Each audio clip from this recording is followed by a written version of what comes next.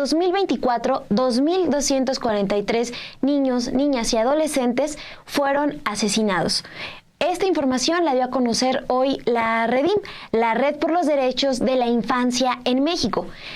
También destaca que aumentaron los feminicidios, la violencia sexual contra esta población sigue siendo una problemática presente en el país, pero también otras deficiencias, otros puntos a atender destacan como la discriminación o el desplazamiento forzado. De esto les hablaremos hoy con todo.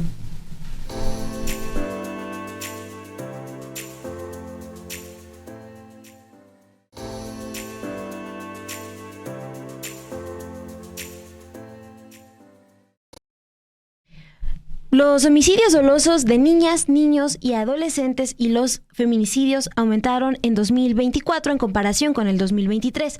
Guanajuato, el Estado de México, Michoacán, Chihuahua y Jalisco fueron los que registraron más casos. Esto lo reportó hoy la Red por los Derechos de la Infancia en México, la REDIM. Solo de enero a noviembre del año pasado se registraron 2.243 asesinatos de personas de 0 a 17 años de edad. Esto representa un 6.5% más en respecto al mismo periodo del 2023, cuando se contabilizaron 2.100 homicidios, mientras que 73 niñas y adolescentes fueron víctimas de feminicidio en comparación a las 68 que fueron víctimas de este delito en el 2023. Bueno, los estados que registran más casos de homicidios dolosos y feminicidios fueron Guanajuato con 143, en segundo lugar el Estado de México con 79, Michoacán 74, Chihuahua reportó 61 homicidios y feminicidios y Jalisco 58. Esto es información que da a conocer hoy la REDIM. Está conformada por más de 70 organizaciones civiles del país y estos datos, Dul, también forman parte del informe Situación de los Derechos Humanos de Niños, Niñas y Adolescentes en México que se publicó este 6 de enero. Algo que también destaca, por ejemplo, es el caso de Chiapas. Aunque no se encuentra entre los estados con más homicidios dolosos de menores de edad, la violencia en esta entidad sí creció en el 2024.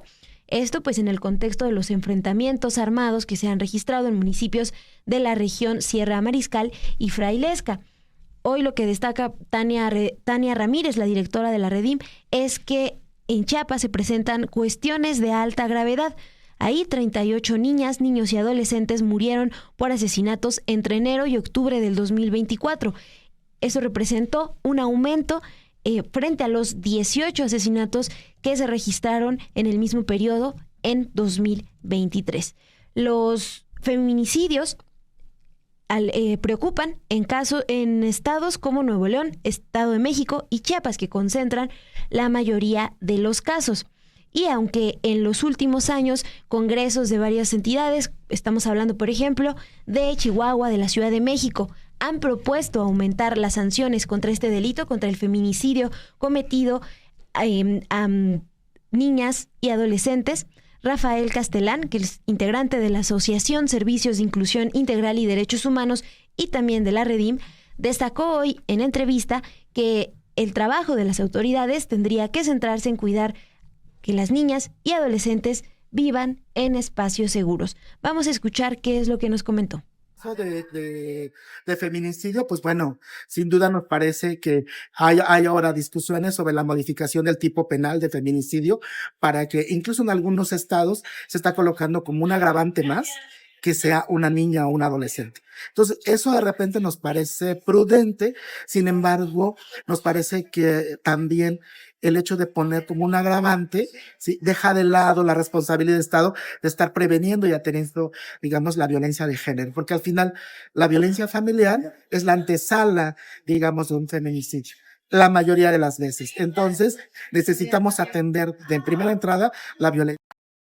Muy importante este informe que publican justamente hoy 6 de enero, Día de Reyes, pues un día que se acostumbra a enfocarse en la niñez, niños, niñas, adolescentes, pero también ver este otro lado, la violencia, las desapariciones y los asesinatos contra este sector vulnerable de la población.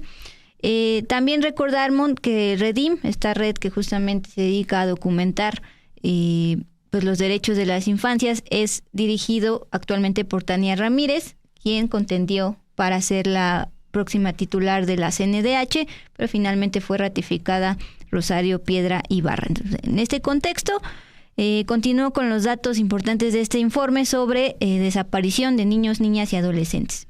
En este Registro Nacional de Personas Desaparecidas y No Localizadas se contabilizaron 9.868 reportes de niñez y adolescencia. De estos más de 9.000, 2.751 siguen sin ser localizados. Al respecto, Tania Ramírez, directora de Redim, mencionó lo siguiente: estamos hablando de aproximadamente de 7 niñas y niños que se mantuvieron desaparecidos cada día. Esta red recordó la desaparición en mayo de 2024, por ejemplo, en León, Guanajuato, de Javier Modesto, un niño ñusabi de 3 años originario de la montaña de Guerrero.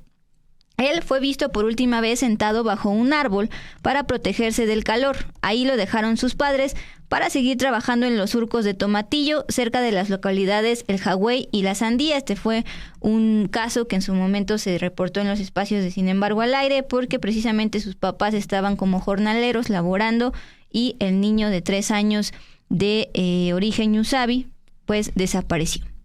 Aunque se informó además que fue localizado sin vida, su familia ha denunciado deficiencias en la investigación, por ejemplo, por esta barrera lingüística, dado que los padres son indígenas. Segundo o tercer gran tema de este informe, la violencia sexual. La red respecto a los derechos de la infancia en México también llamó a implementar acciones urgentes para prevenir, atender y sancionar en su caso la violencia sexual, ya que las cifras más actuales de la Secretaría de Salud, actualizadas hasta el año 2023, muestran que más de 9.000, exactamente 9.802 niñas, niños y adolescentes de entre 1 y 17 años fueron atendidos en hospitales por violencia sexual. El 92% de estos más de 9.000 casos fueron niñas y adolescentes. Los estados donde se concentran más estos ataques en el año 2023 registrados es el Estado de México, Jalisco y Veracruz. Bien, Rafael Castelán llamó a actuar ante este tipo de violencia, por supuesto, y recordó que la mayor cantidad de agresiones se registran en el círculo familiar. Por ello, resaltó que debe hablarse de la violencia sexual tanto en las escuelas como también al capacitar al personal de las fiscalías. Esto fue lo que comentó en entrevista con Mon. En el caso de la desaparición, bueno, es un fenómeno que hemos visto cómo ha ido en aumento, ¿no? Y entonces las políticas que hay en nuestro país y en todos los estados son políticas de atención. Se han fortalecido las comisiones de búsqueda, tenemos ahora una ley, tenemos ya también algunos otros mecanismos como un protocolo especializado para la búsqueda de niñas, niños y adolescentes, pero en el caso de atender justo las causas y los problemas estructurales, que en este caso es la presencia del crimen organizado, allí poco se está haciendo. Entonces, creemos que hay que buscar atacar desde este lado, al final las causas para evitar estos delitos. Y en el caso de violencia sexual, me parece que ahora tenemos un escenario, muchas de las violencias sexuales ocurren en la casa, ocurren en la familia. El 90% de los casos de violencia sexual son por familiares cercanos. Entonces, ahí tenemos, pues sí, desde luego, hacer un llamado más profundo a las autoridades. Me creo llegar a sancionar este tipo de cuestiones y fortalecer los mecanismos de denuncia, porque muchos niños adolescentes no denuncian hasta ya siendo personas adultas, porque los mecanismos a veces de atención son muy largos, son revictimizantes, y pues las familias, si se enteran, pues miren, prefieren no mantenerlo oculto que denunciar, y más si no hay una respuesta por parte de las autoridades, pues mucho menos. Aquí lo que estamos invitando ahora es a reforzar y poder tener protocolos de atención a la violencia sexual desde las autoridades, ya sea municipales, educativas, que puedan, pues sí, hacer la denuncia directamente ante la Procuraduría, en este caso de protección de niñas, niños y adolescentes, o directamente a cualquier fiscalía o agencia del Ministerio Público. Y de escuelas nos parece que para atender la violencia sexual, como es una tarea federalizada, la educación, lo que sucede es que los estados generan protocolos de atención y prevención de las violencias, pero muchas veces estos protocolos solo cumplen con un trámite administrativo y las escuelas suponen que cuando atienden o envían el oficio a su superior ya atendieron el problema, pero no, tiene que ir de la mano con un proceso administrativo, pero también con un proceso jurídico, y donde también docentes le tendrían que entrar a la denuncia y le tendrían que entrar a dar seguimiento, puesto que también son parte del sistema de protección. Y en materia del presupuesto para el 2025, la Redim resaltó que si bien el gobierno federal no planteó recortes en lo que se destina a la infancia y la adolescencia para este año, tampoco habrá un incremento significativo. Para 2025, los 1.012 billones de pesos destinados a la infancia y a la adolescencia representan el 10.9% del presupuesto de egresos de la Federación, un incremento mínimo respecto al 10.8% del 2024. Eso es lo que planteó la Redim hoy en conferencia y también en el informe que publican este lunes. Escuchemos a Tania Ramírez, directora de la Redim, en la presentación del informe. En nuestro análisis vemos que para 2025, de acuerdo a lo que se aprobó en el PEF, en el presupuesto de egresos de la Federación, habría un mínimo incremento respecto del año pasado. Es decir, el año pasado se destinó el 10.8% del presupuesto, para este año se destina el 10.9%, es una décima. ¿Cuál es el problema? Este incremento está muy bien, qué bueno que no se observan decrementos, como ha sucedido. El problema es que la propia Secretaría de Hacienda calcula que la inflación en este año va a ser superior al 3%. Entonces, el incremento real no se va a alcanzar a notar. Muy probablemente van a sufrir algún tipo de restricción o de medida de limitación quienes tengan que ejercer estos recursos para dar los mismos frutos que el año pasado, cuando lo que estamos viendo es que se tienen que dar más y mejor. Bien, finalmente, respecto a dinero e interés del gobierno para los derechos de la infancia, tanto Tania Ramírez, directora de Redim, como Rafael Castelán, también pues especialista en este tema, celebraron que el actual gobierno de Claudia Sheinbaum pues tenga un mayor interés en mantener el famoso CIPINA, es decir, Sistema Nacional de Protección de Niñas, Niños y Adolescentes, que se creó en 2015 y que además genera pues información importante respecto a este sector. Este sistema fue creado precisamente con el objetivo de que las secretarías federales trabajen de manera coordinada con todos los estados y municipios del país.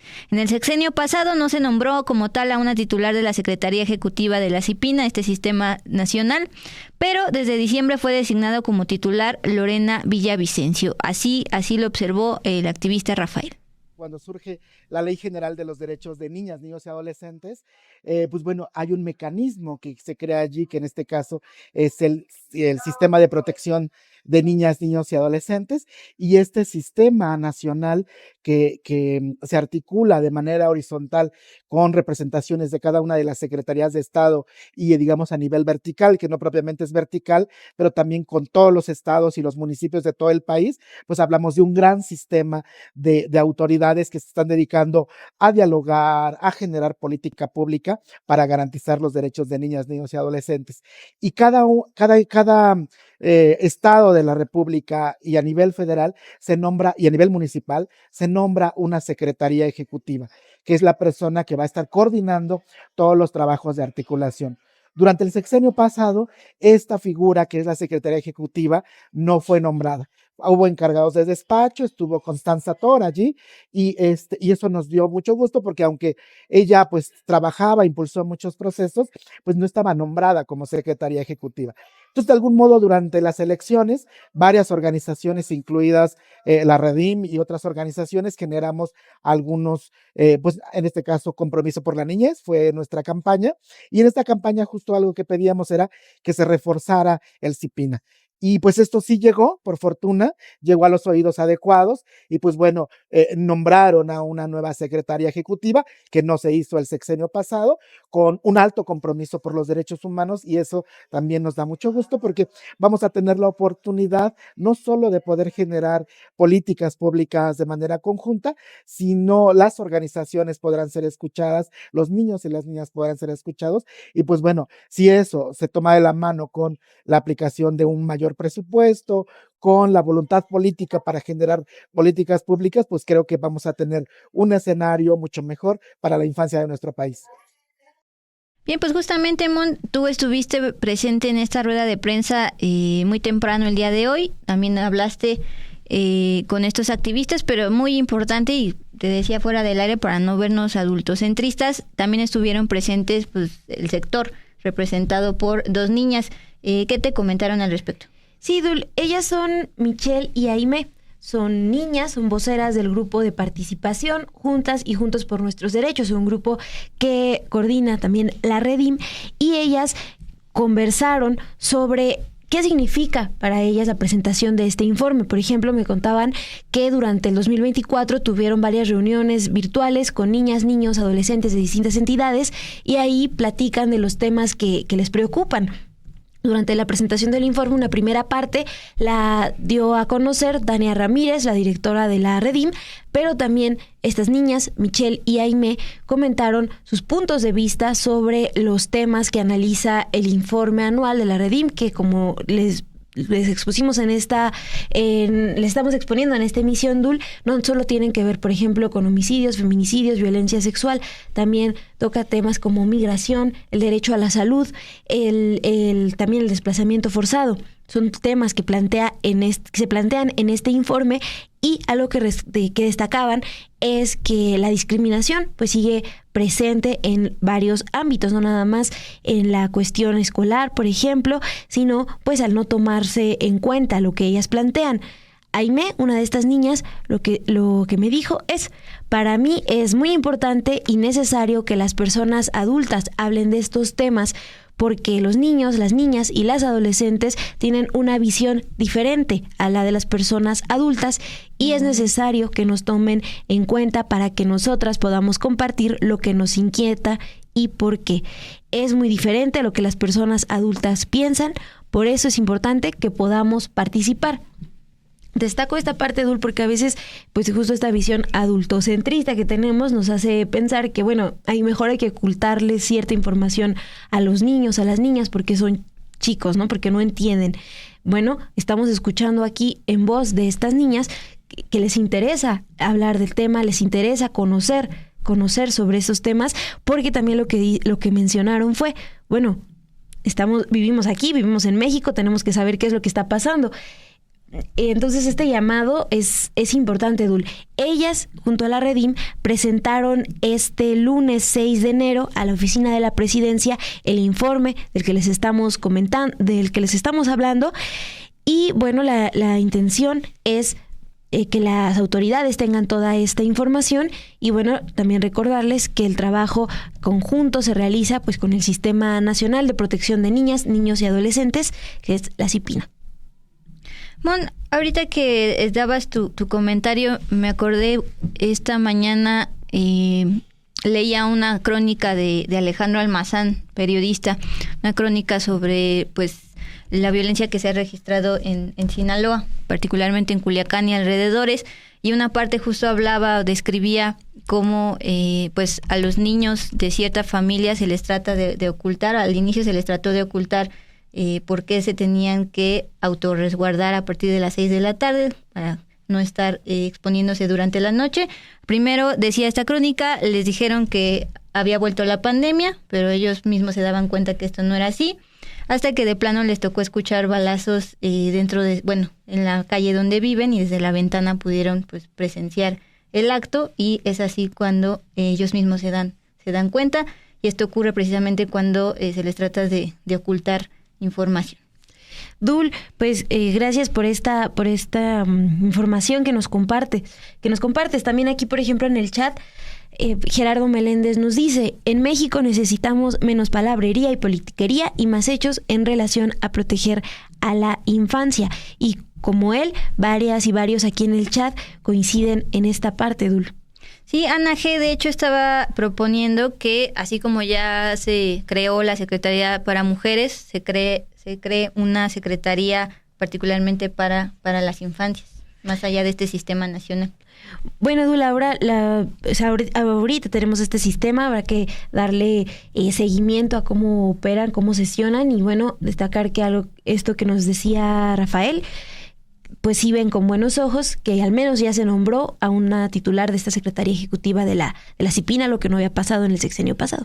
Perfecto. Pues Mon, gracias por habernos traído los detalles de este informe. Es momento de pasarnos ya a la sección al cierre, porque también son datos e información muy, muy importante.